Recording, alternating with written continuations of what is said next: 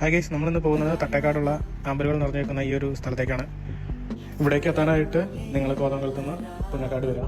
പുന്നക്കാടിൽ നിന്ന് 2.5 കിലോമീറ്ററാണ് തട്ടേക്കാട് റൂട്ടിൽ ഇങ്ങോട്ടേക്കുള്ളത്. 2.5 കിലോമീറ്റർ കഴിയുമ്പോഴത്തേക്കും നിങ്ങൾക്ക് റൈറ്റിലേക്കൊരു വഴി കാണാൻ പറ്റും. ഈ വഴിയാണ്. ഈ വഴി സ്ട്രേറ്റ് പോകുമ്പോൾ DVR സ്റ്റേഷൻ കാണാം. ഫ്ലൈറ്റ്സിനൊക്കെ ഡയറക്ഷൻസ് കൊടുക്കുന്ന ഒരു സംവിധാനമാണിത്.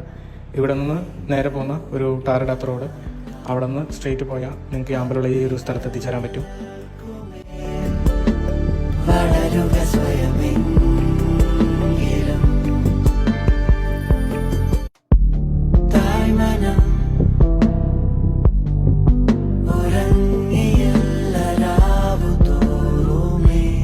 ഹായ് ഗൈസ്, നമ്മളിന്ന് പോകുന്നത് തട്ടേക്കാടുള്ള ആമ്പലുകൾ നിറഞ്ഞേക്കുന്ന ഈ ഒരു സ്ഥലത്തേക്കാണ്.